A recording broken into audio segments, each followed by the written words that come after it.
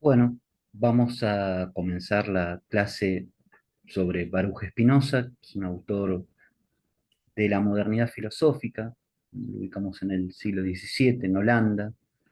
Nace en 1632 y muere en 1677. Eh, Hay una serie de conceptos claves que quisiera recorrer en esta clase para ir determinando el lugar preciso que ocupa Spinoza en este recorrido de la filosofía política. Esta primera unidad se ocupa esencialmente de explorar lo que hemos llamado el modo de vida político, en un sentido originario, como modo de vida con otros. Así vimos en el caso de Maquiavelo lo que el autor florentino denominaba como un vivere político, que supone reconocer la acción del príncipe, ¿no? Del político en la comunidad, y la gestación de él, el príncipe nuevo, que es quien lleve a Italia, a la nación, a la unidad republicana. Y en el caso de Etienne de Lavoisier, pudimos captar el mecanismo de la servidumbre voluntaria a partir de aquella pregunta fundante, que era, mejor dicho, ¿no? Que se formulaba de la siguiente manera: ¿qué es lo que nos lleva a obedecer a un uno? Llámese monarca, estado, como sea. En Spinoza hay una reconfiguración original de estas preguntas que se insertan en una concepción filosófica muy compleja y que por cuestiones de tiempo nos excede tratar acá, así que vamos a apenas mencionarlas. Así que el desafío será reconocer lo importante de su concepción política, sabiendo eh, que hay un trasfondo ontológico sobre el cual se apoyan estas ideas. Estos conceptos claves que yo quisiera desarrollar hoy son los siguientes. Eh, por un lado, el infortunio, que vamos a comenzar ahora mismo a hablar de él. Ligado al infortunio, la superstición, el vínculo entre afectos, pasiones, la propuesta política de Spinoza, que es el concepto de democracia. Piensen que estábamos hablando de un autor del siglo XVII, época de monarquías absolutistas, y este autor está planteando la idea de democracia como un modo de vida político. Una democracia basada en el concepto de lo común, y cuyo sujeto político por excelencia será la multitud, que como veremos es diferente, ¿sí? Se diferencia del concepto de pueblo. Vamos a ir viendo cada uno de estos conceptos en la marcha. Eh, yo el primer concepto que quisiera traer es el de infortunio. En Maquiavelo hemos visto el lugar central que ocupa la fortuna en el pensamiento político. La idea de lo contingente, ¿no? La idea de lo inesperado, de lo azaroso, está dentro de ese concepto que tiene una larga historia en la tradición latina, que es el de la fortuna. Al igual que Maquiavelo, Spinoza trae esta idea, que viene de los romanos, para pensar la experiencia humana. En aquella concepción ontológica de la que hablaba antes, hay una idea fundamental que no podemos obviar y que tiene que ver con este trasfondo ontológico del cual hablaba antes. Spinoza considera que somos una parte de la naturaleza y entiende la naturaleza bajo un concepto que rigió la vida de los seres humanos a lo largo de la historia, que es el concepto de Dios.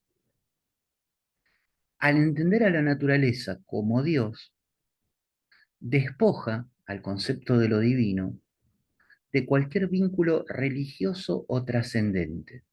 ¿Qué quiere decir esto? La noción del Dios de la teología, del Dios de la religión, un Dios que está por afuera del mundo, que crea el mundo en 7 días, en 6, mejor dicho, y el séptimo descansa, la idea del Dios de la Biblia, incluso la idea de un Dios personal, al cual se le puede orar, al cual se le puede rendir culto. Spinoza desecha esa idea de Dios. Esa es la idea de un Dios trascendente. Trascendente quiere decir que está por afuera. de nuestro mundo. Vamos a decirlo así muy simple.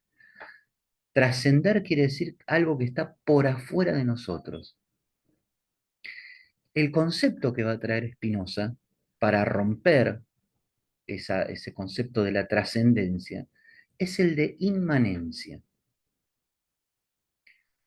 Eh, ¿Y por qué trae este concepto? Porque el concepto de un Dios trascendente, la concepción religiosa de un Dios, que es un ser que creó el universo de la nada, personal, que actúa a través de milagros, etcétera, es un Dios fruto de la imaginación, dice, y que se sostiene a través de mecanismos supersticiosos.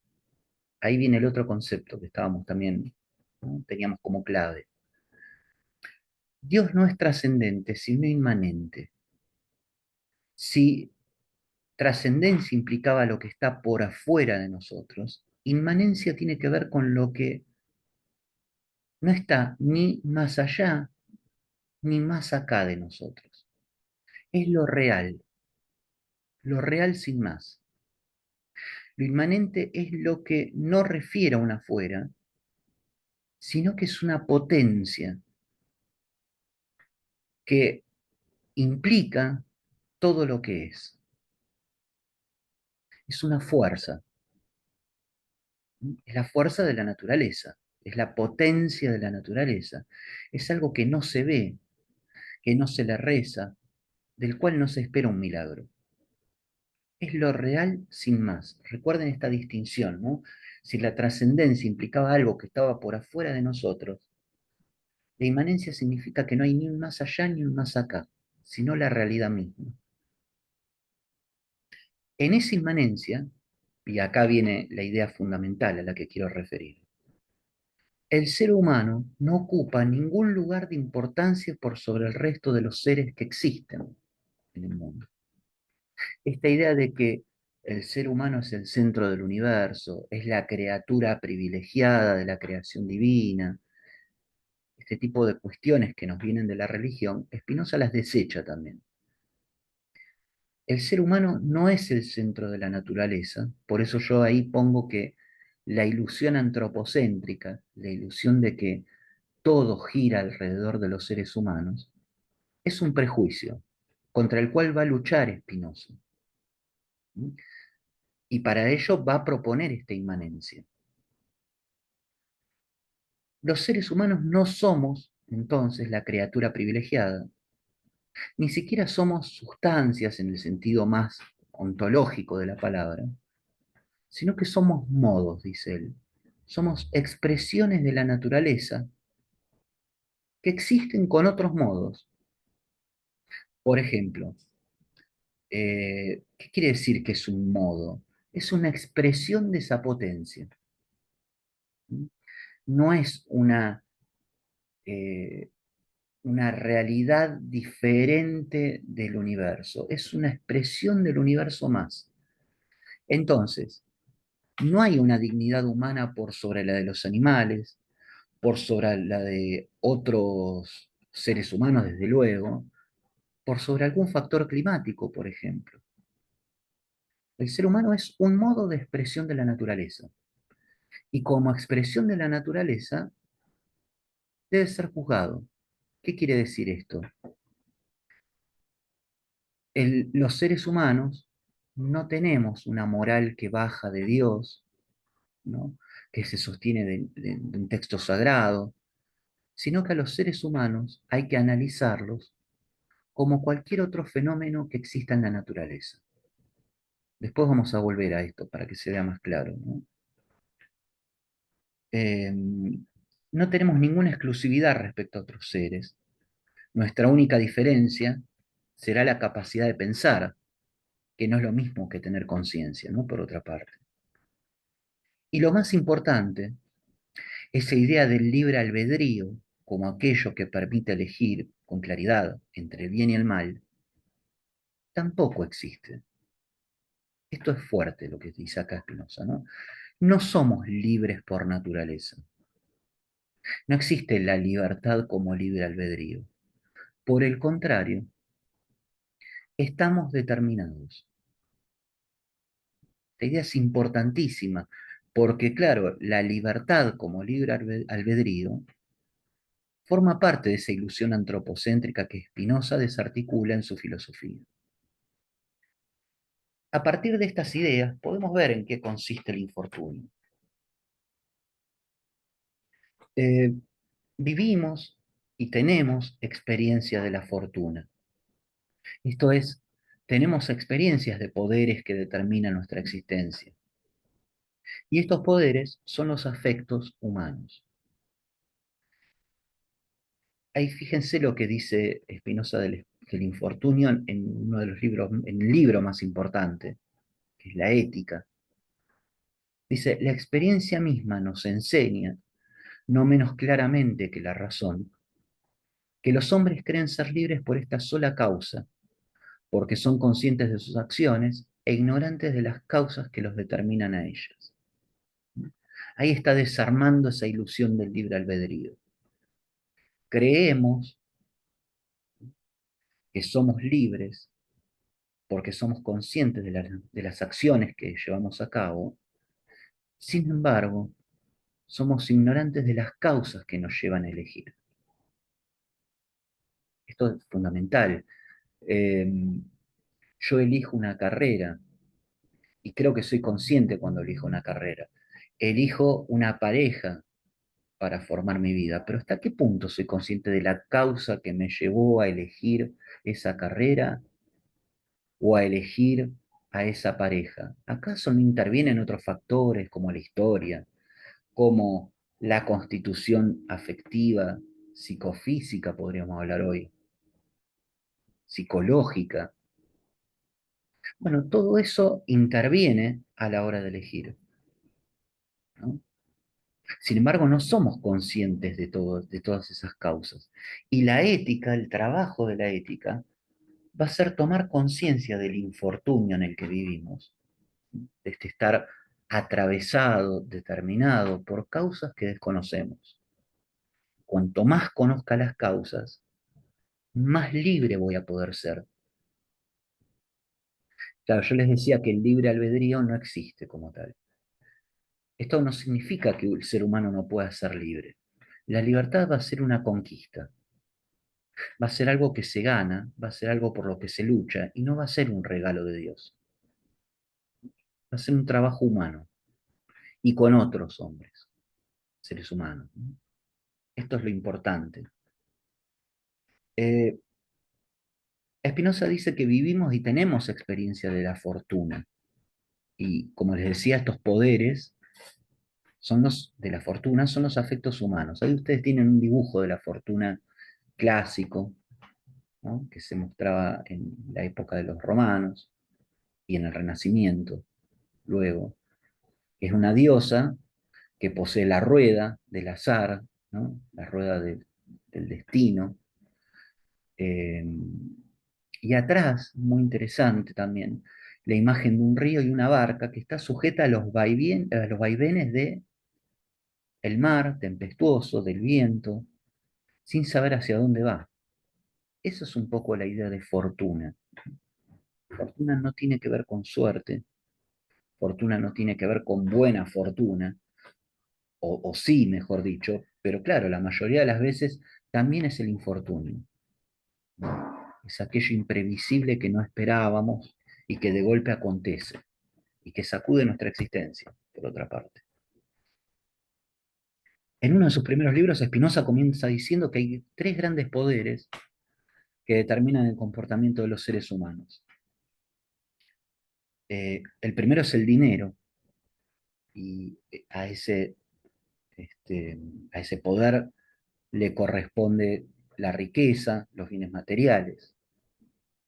El segundo son los honores, es decir, el deseo de reconocimiento, y el placer sexual. Estos son los tres grandes poderes que determinan el comportamiento humano, ¿no? Tres grandes poderes que nos atraviesan y que actúan a la hora de elegir, aun cuando no nos demos cuenta. Dinero, honores, placer sexual. No son los únicos, son los más comunes. Ahora bien, cuando estos poderes son tan fuertes que se autonomizan, al punto de que no podemos pensar en otra cosa, aquello que era afecto se transforma en pasión. Pasión tiene que ver con pasividad, es decir, con una imposibilidad de actuar, ¿no? Con estar sometido a una fuerza afectiva. Cuando se autonomiza el deseo del dinero, claro, estoy en una pasividad tal que no puedo actuar. Todo se transforma en esa fuerza que es el dinero y que me obnubila, no me deja ver otros deseos. A eso se refiere con autonomizar, ¿no? Hay una imposibilidad de actuar, de estar sometido a ese deseo. Esas pasiones que tienen que ver con la pasividad, perdón, son, en el caso del dinero, la avaricia, en el caso de el honor, el deseo de reconocimiento, la ambición, y en el exceso desmesurado por lo sexual, la libido. Vivir en medio del infortunio, por lo tanto, tiene que ver con esta imposibilidad de pensar, ¿no? Cada vez que los afectos se convierten en pasiones. ¿Qué quiere decir con esto Spinoza? Que en sí mismos el dinero, los honores y el placer sexual no son malos, ¿no? O sea, no es que está mal querer ganar más dinero o buscar el honor o el placer sexual. En realidad, para Spinoza, el gran problema es la autonomización de estos deseos, cuando se convierten en absolutos, autónomos, ¿no? Que por sí mismos valen y obnubilan la búsqueda de otros deseos. Por otra parte, para Spinoza, el bien y el mal no existen. Esto también es importante, ¿no? Eh, la búsqueda del dinero no es buena o mala. Es buena en la medida en que me compone para qué, para buscar otros deseos, para pensar por sobre todas las cosas. Si yo gano el dinero necesario para tener mi vida asegurada, ¿no? En cuanto a lo material, y eso me permite pensar en otros deseos, bueno, ahí no hay bueno o malo. Me compone, me ayuda. ¿A qué? A existir, que es lo que más le interesa a Spinoza, perseverar en la existencia. Eh, Spinoza con esta mirada sobre los afectos está barriendo con uno de los prejuicios más comunes, que es el de creer que podemos determinarnos libremente a elegir, que somos conscientes cada vez que elegimos algo por sobre otra cosa, y que como vimos antes, es una ilusión. En todos los casos, siempre somos ignorantes de las causas que nos llevan a elegir una cosa por otra. Y esa ignorancia se remedia, ¿no? Es un remedio, una medicina, plantea así Spinoza, con la capacidad de pensar, con la filosofía.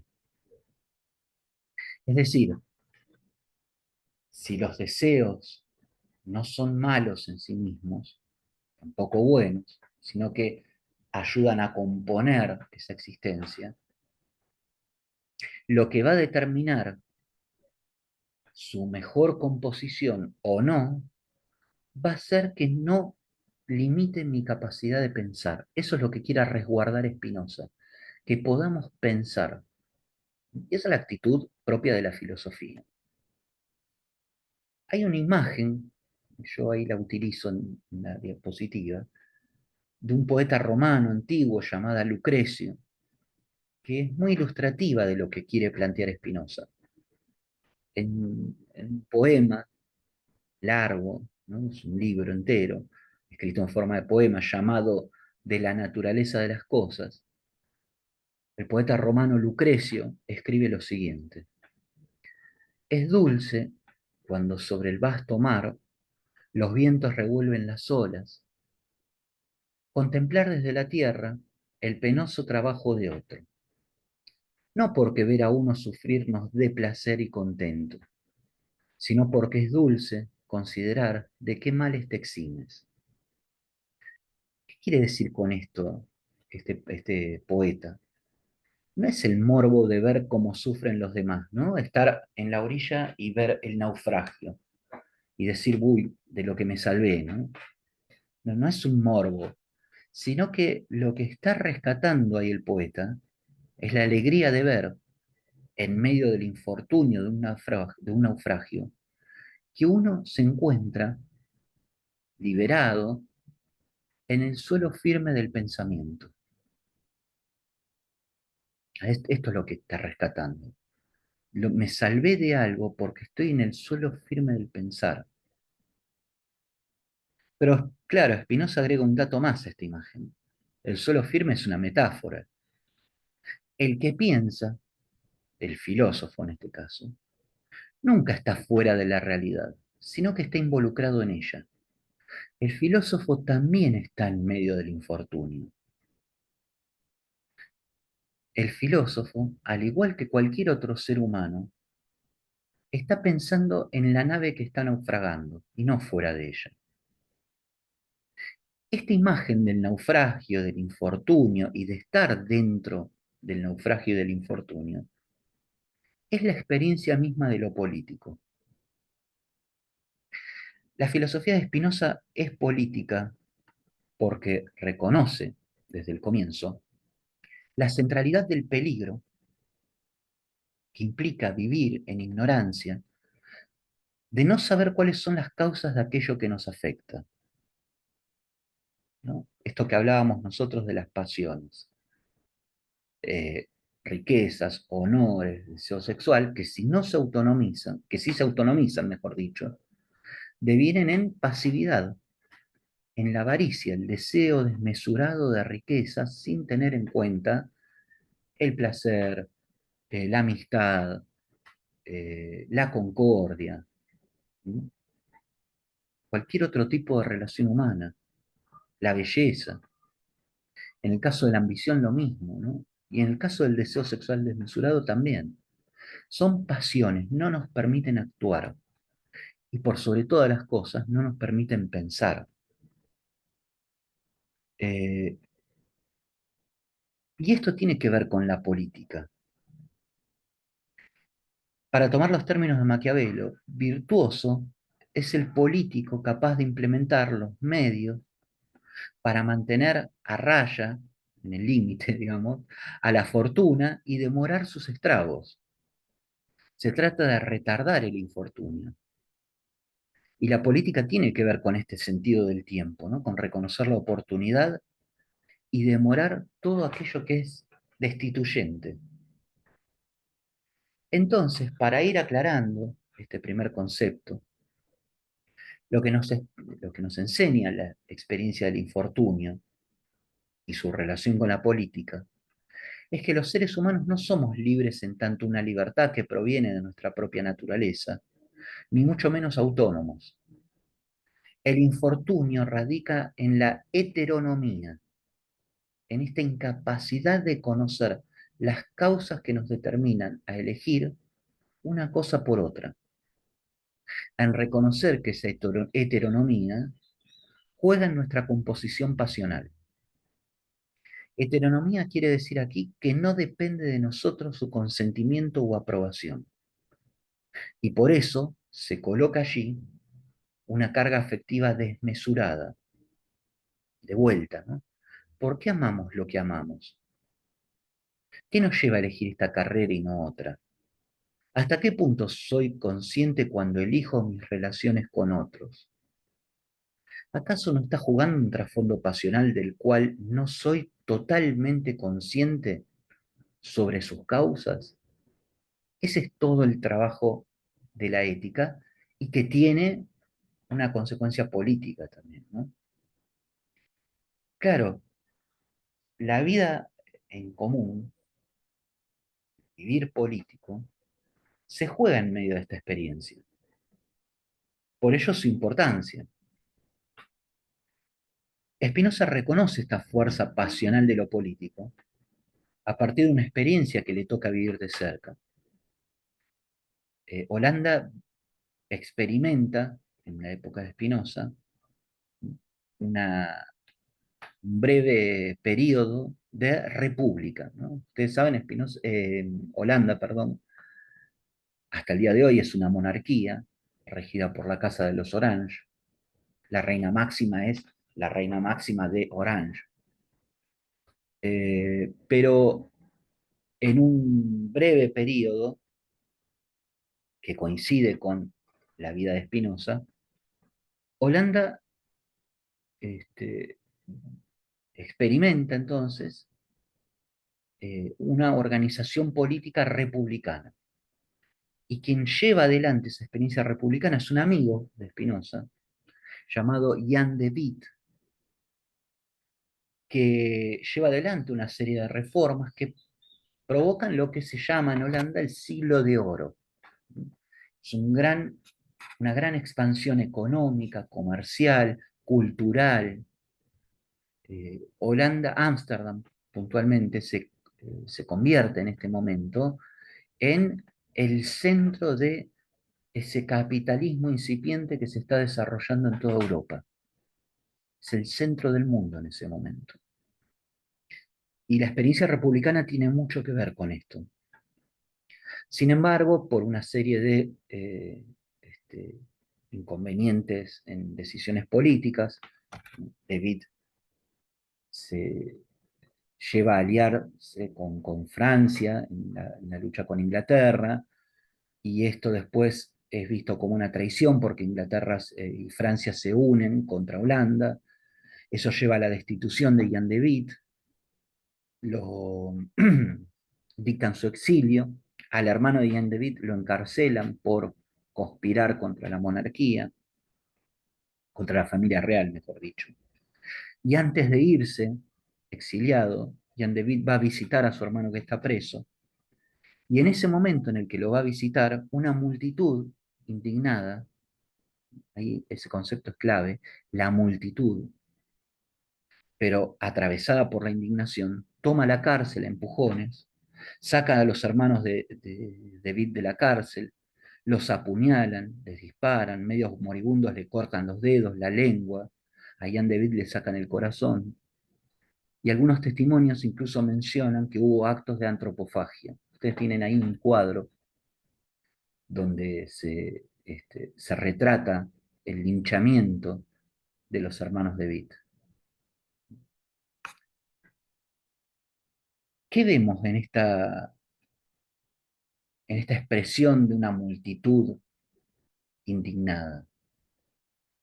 Y vemos el odio como pasión política, una, una, una pasión que atraviesa muchas veces a las multitudes. Y la gran pregunta que se va a hacer Spinoza es cómo el deseo, que por definición es siempre un conservar la existencia, como vimos antes, aumentar la existencia, se puede transformar en un deseo de odio, ¿no? ¿Cómo se puede transformar en un deseo de odio? Lo primero que alguien podría decir, siempre claro que sea un poco bien pensante, ¿no? Es que el odio debería condenarse, que no es bueno, ya que hay un mandato divino, humano, perdón, de no odiar, que la religión nos manda a no odiar, etc. Pero como dijimos antes, para Spinoza no hay bien y mal, todo es un saber calibrar qué es lo mejor para que ese deseo de aumentar la fuerza de existir se pueda dar de la mejor manera. Y claro, hay toda una historia donde los filósofos han condenado los afectos humanos siempre como vicios, ¿no? Han considerado que esto que es propio de la naturaleza humana, odiar, amar, tener envidia, tener celos, ambición, siempre ha sido visto como algo negativo, ¿no? Como un vicio. Y al comienzo del tratado político, que es el texto sobre el cual nos estamos fundando especialmente para esta clase, Spinoza dice lo siguiente: los filósofos conciben los afectos humanos, cuyos conflictos soportamos, como vicios en los que caen los hombres por su culpa. Si por culpa de los seres humanos caemos en los vicios. Por eso los filósofos suelen reírse o quejarse de ellos. criticarlos, o quienes quieren aparecer más santos, detestarlos. Y así creen hacer una obra divina y alcanzar la cumbre de la sabiduría, cuando han aprendido a alabar de diversas formas una naturaleza que no existe en parte alguna y a vituperar con sus dichos la que realmente existe. En efecto, conciben a los hombres no como son, sino como ellos quisieran que fueran. De ahí que, las más de las veces, hayan escrito una sátira en vez de una ética, y que no hayan ideado jamás una política que pueda llevarse a la práctica, sino otra que o debería ser considerada como una quimera, o solo podría ser instaurada en el país de utopía, o en el siglo dorado de los poetas, es decir, allí donde no hace falta alguna. Entonces, ¿qué tenemos acá? Varias cuestiones. En primer lugar, que los filósofos suelen criticar a los afectos. ¿Mm? Y es más, a la hora de analizar a los seres humanos a partir de los afectos, adoptan una actitud poco científica. Se ríen, se quejan, los critican y los detestan. ¿Esto qué quiere decir? Que, claro, tiene que poco que ver con la actitud científica, ¿no? Hay que entender la naturaleza humana. Hay que entender lo que sucede alrededor nuestro. No se trata de reírse, quejarse, criticar o detestar algo, sino entenderlo.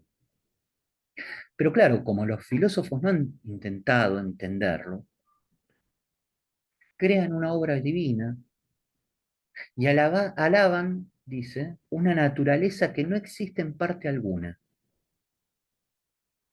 burlándose y quejándose de la que realmente existe. Crean seres humanos como quisieran que sean o que fueran. Y por eso escriben sátiras en vez de éticas. Y por eso tampoco pueden diseñar políticas, sino que lo que diseñan son países utópicos, países que pueden ser muy bien descritos en una poesía, pero la política es otra cosa. ¿Cómo tenemos que analizar a los afectos entonces? Bueno, si hablábamos al comienzo de que somos modos de la naturaleza, ¿por qué deberíamos entender al ser humano como algo diferente a otro fenómeno de la naturaleza? Por ejemplo, un rayo o un tornado, ¿no? O la crecida de un río. Un tornado o la creciente de un río arrasan o destruyen una ciudad asesinando muchísimos habitantes. Ahora, ¿esto hace al tornado o a la crecida del río malo en sí mismo? ¿O es acaso la propia naturaleza del tornado o la del río avanzar y ser eso que es? Claro, porque el río o el tornado no son malos en sí mismos, son. Y en su naturaleza está eso, avanzar. En el medio hay una ciudad que la destruye, pero no lo hace malo al tornado. De la misma forma, dice Spinoza, los afectos humanos no son algo que haya que condenar, sino que es algo que debe entenderse. Por eso el conocimiento adecuado de las causas de aquello que amamos, odiamos, nos genera piedad, indignación, etcétera, va a ser el trabajo de la filosofía, de la ética y de la política. Es el trabajo que va a llevar adelante Spinoza. En el caso del linchamiento a manos de una multitud indignada, como la que pudo ver Spinoza, él piensa en los mecanismos que llevan a ese odio. Por su época, determina que se trata de un odio que él denomina teológico-político, y aunque vamos a darnos cuenta que ese odio también persiste hoy. Spinoza vive en plena época de guerras de religión, y entonces ve cómo los dogmas religiosos crean la desunión, la guerra. Piensa en la guerra entre protestantes, católicos, dentro de los protestantes entre los reformistas, los luteranos, los calvinistas. estas desuniones y estas guerras que se desatan por lo religioso son guiadas por un dispositivo que Spinoza llama superstición. Ahí está el otro concepto clave, ¿no? La superstición. La superstición no es algo que se pueda encontrar solamente en la época de Spinoza, actúa hoy mismo. Una tarea interesante que podría hacer cada uno es identificar cuáles son aquellas ideas supersticiosas que actúan hoy en nuestra sociedad. Ojo, superstición no es ver un gato negro y creer que me trae mala suerte. La superstición se aplica a discursos que apelan a bienes inciertos, generando las dos grandes pasiones de las cuales se nutren los regímenes políticos, que generalmente se alimentan de la ignorancia. El miedo, la primera pasión, y la esperanza, que es la otra pasión. La superstición alienta la inestabilidad pasional. Es un círculo de temores y esperanzas, de miedos y esperanzas, que crea un orden. Fíjense lo que dice ahí en otro libro, en el Tratado Teológico Político, Spinoza, ¿no? Si los hombres pudieran conducir todos sus asuntos según un criterio firme, o sea, por la razón, ¿no? O si la fortuna les fuera siempre favorable, ya vimos que no. Generalmente vivimos en el medio del infortunio. Nunca serían víctimas de la superstición. O sea, si pudiéramos vivir con la razón o con la fortuna de nuestro lado, no seríamos víctimas de la superstición. Pero claro, sucede lo contrario. Como la urgencia de las circunstancias les impide muchas veces emitir opinión alguna, y como su ansia desmedida de los bienes inciertos de la fortuna les hace fluctuar de forma lamentable y casi sin cesar entre la esperanza y el miedo, la mayor parte de ellos se muestran sumamente propensos a creer cualquier cosa.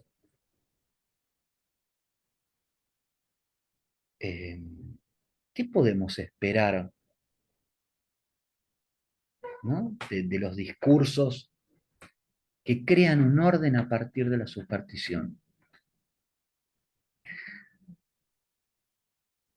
El orden es importante, claro, es imposible vivir sin orden, ¿no? Es una necesidad humana. El tema es qué orden elegimos. La superstición es uno, produce una pasividad, una vida inhibida, una vida despotenciada. Por eso, la lucha más importante a nivel político es contra la superstición. ¿Qué podemos esperar de un político si se presenta como un mesías? ¿Qué podemos esperar de un político que nos promete la esperanza de algo que no está hoy, pero que va a venir luego de un sufrimiento y un sacrificio que todos tenemos que llevar adelante? O en el pasado incluso, ¿no? Volver a esas viejas épocas donde éramos más felices. Claro, en el medio siempre hay un sacrificio que tiene que pagar esa sociedad. La superstición se alimenta de este circuito. Pero además, ¿no? Lo que ayuda a que la superstición arraigue en ese discurso es la fluctuación entre la urgencia y el ansia desmedida que nos hace creer en cualquier promesa. Y a la vez, muchas veces en una sociedad, lo que actúa es la fuerza del odio, que nos lleva a impedir que otros gocen de los bienes que nosotros gozamos. Hay todo un discurso de odio que atraviesa una sociedad y que la lleva a elegir dispositivos ligados a la superstición. ¿Mm? El dispositivo de la superstición y el odio teológico-político tiene una vueltita más que va a dar Spinoza. Eh, Dice en el Tratado Teológico Político, el gran secreto del régimen monárquico Él habla, claro, de la época en la que vive, pero quitan régimen monárquico y pongan cualquier otro régimen ahí, ¿no? El gran secreto del régimen monárquico y su máximo interés consisten en mantener engañados a los hombres y en disfrazar, bajo el especioso nombre de religión, el miedo con el que se los quiere controlar, a fin de que luchen por su esclavitud como si se tratara de su salvación, y no consideren una ignominia, sino el máximo honor, dar su sangre y su alma para orgullo de un solo hombre. Es tremenda esa frase, ¿no? El secreto de un régimen político es engañar a los seres humanos bajo la superstición, ¿m? Creando, disfrazando, bajo la religión, la superstición, un miedo con el cual se los controla, se nos controla. ¿Para qué?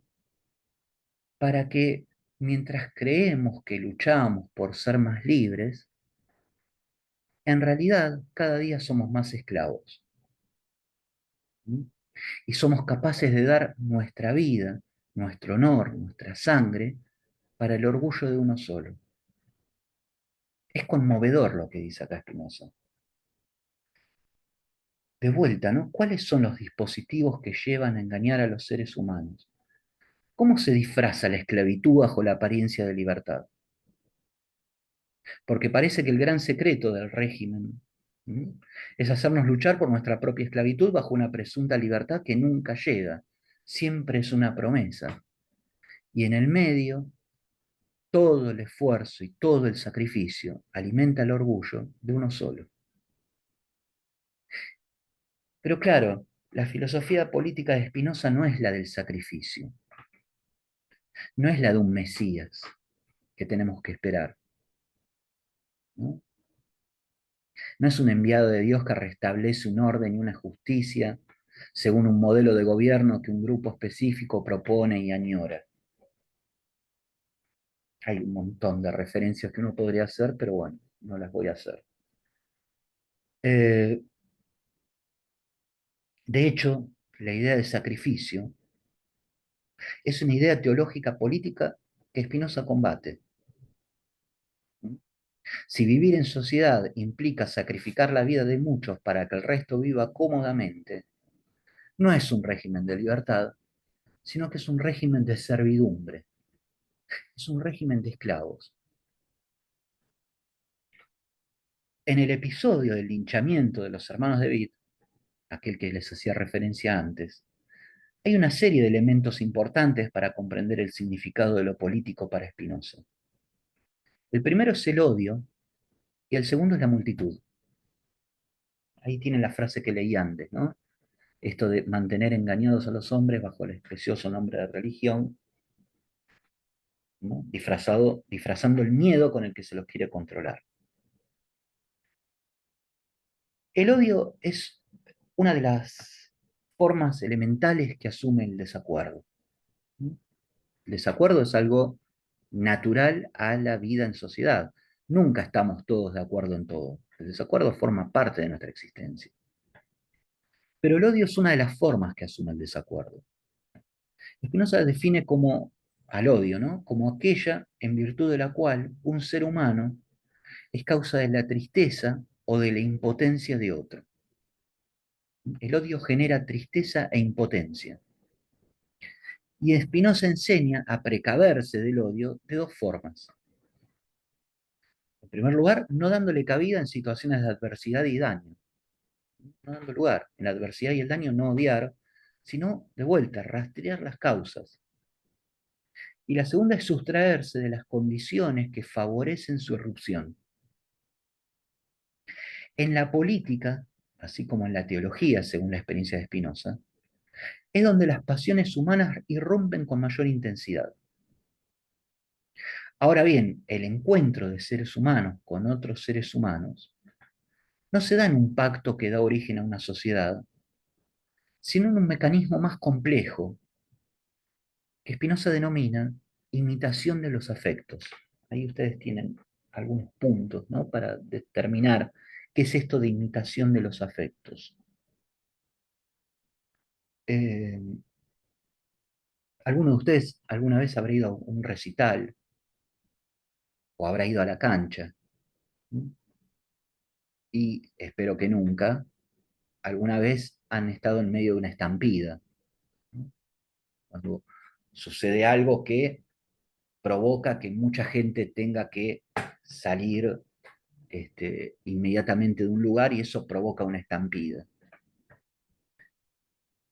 Lo más probable es que aun cuando tengamos una conducta exterior en nuestra vida, seamos trabajadores, docentes, padres de familia, o madres, o lo que ustedes quieran, lo más probable es que a pesar de esa conducta exterior en nuestra vida, en ese mar de personas nos contagiamos afectivamente. En la cancha, gritamos, cantamos, puteamos. En un recital nos empujamos en un pogo, bailamos, no importa quién soy en ese momento. Somos una mezcla humana que todos hacemos más o menos lo mismo, ¿no? Incluso en el caso de la estampida, que es algo no querido,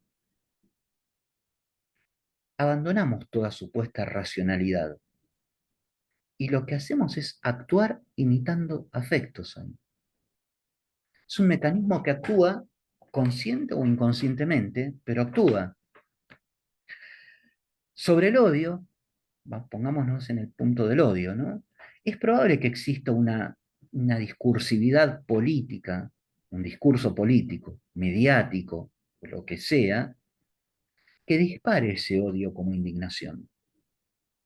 No sabemos claramente qué es lo que nos indigna, porque incluso hasta probablemente no nos afecte directamente, sino que nos vemos contagiados por ese sentimiento de indignación. Hay un contagio en la indignación. Y el deseo de odiar tiene diversas formas. Una de ellas es la exclusividad, que se relaciona generalmente con el deseo de propiedad.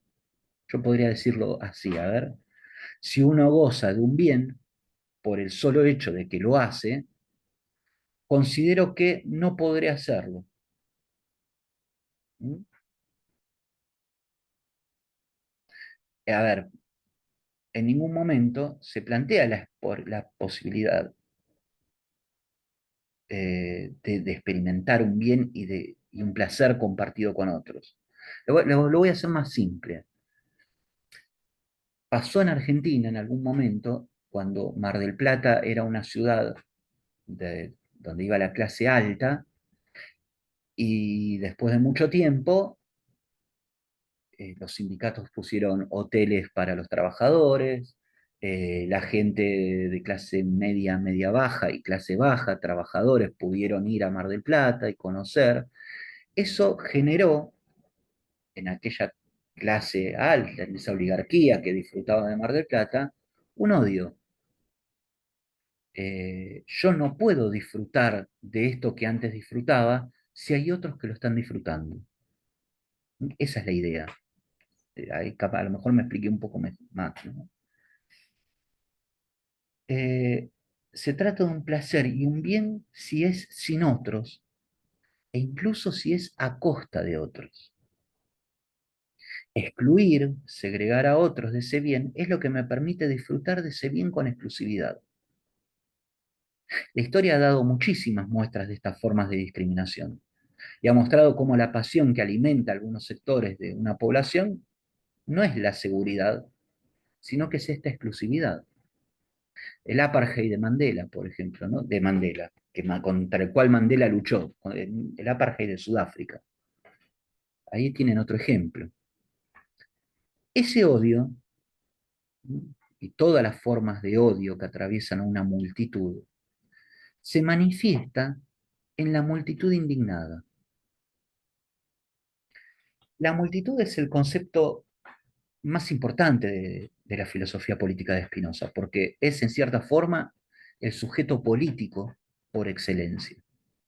No habla de pueblo, ya que, como veremos con Hobbes, el pueblo siempre supone una unidad de representación que viene del pacto con el Estado. ¿Mm? Hay un pueblo en referencia a un soberano, y ese pueblo es una unidad de representación. En cambio, la multitud es coyuntural, es caótica, está atravesada por pasiones, incluso muchas veces por el odio.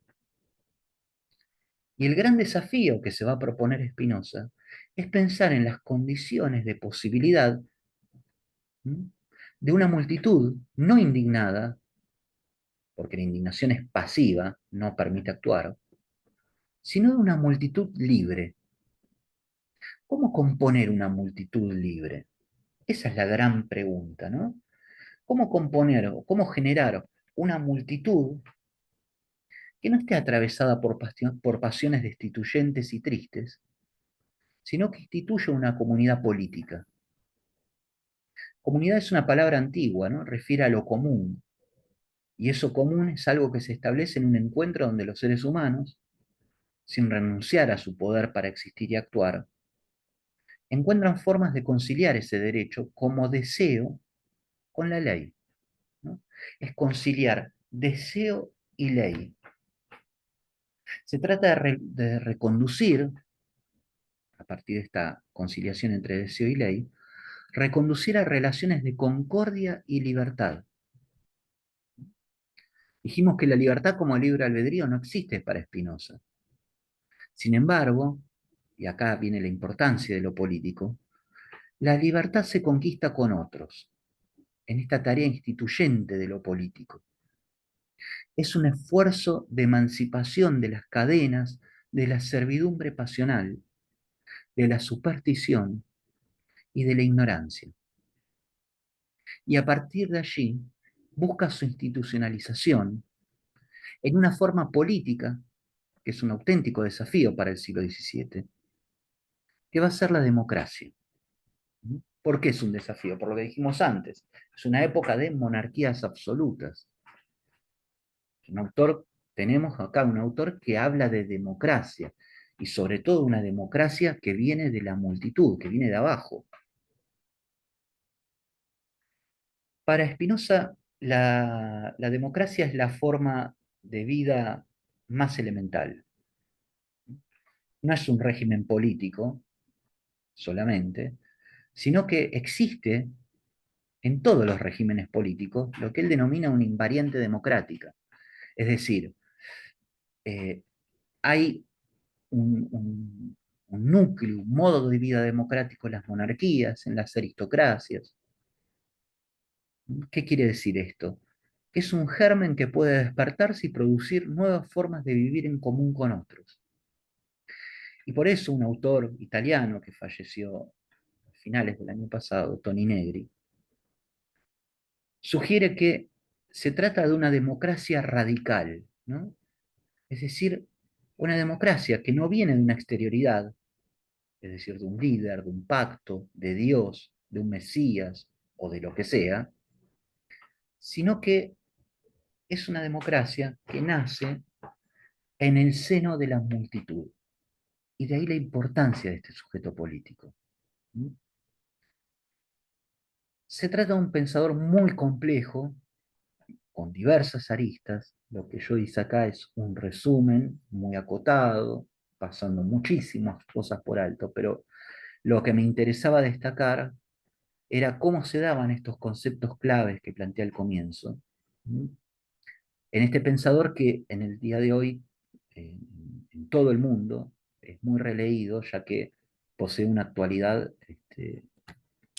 muy notoria, ¿no?